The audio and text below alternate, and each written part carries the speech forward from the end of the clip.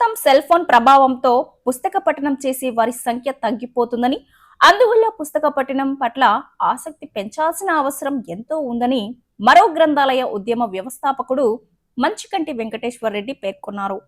పుస్తక పఠనం ఆవశ్యకతను తెలియజేసేలా మరో గ్రంథాలయ ఉద్యమం సంస్థ ఆధ్వర్యంలో ఒంగోలు నగరంలో వినూత్న ప్రదర్శన నిర్వహించారు.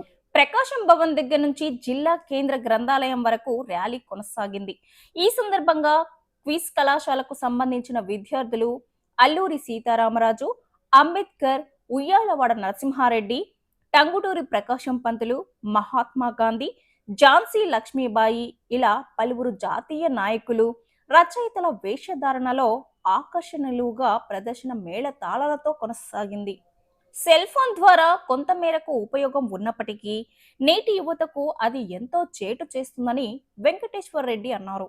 పఠనం చేయటం ద్వారా విజ్ఞానం పెంపొందుట కాకుండా భాషా పరిజ్ఞానం కూడా అభివృద్ధి చెందుతుందని చెప్పారు.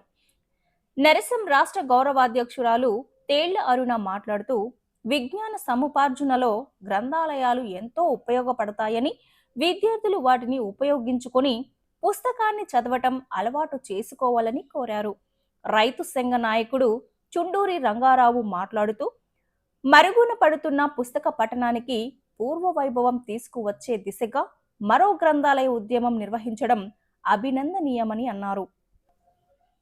కార్యక్రమంలో డాక్టర్ కొర్రపాటి సుధాకర్, శ్రీకృష్ణదేవరాయ సాహిత్య సాంస్కృతిక సేవా సమితి అధ్యక్షుడు కుర్రా ప్రసాద్ బాబు, క్విజ్ కళాశాల అధ్యాపకురాలు శిరీష, మొగిలి దేవప్రసాద్, జాలాది మోహన్, విశ్రాంత డిప్యూటీ కలెక్టర్ పి పేరయ్య, ఉప గ్రంథ పాలకురాలు బొమ్మల కోటేశ్వరి, సిఏ ప్రసాద్, ఓ అప్పారావు, ఆనంద్ తదితరులు పాల్గొన్నారు.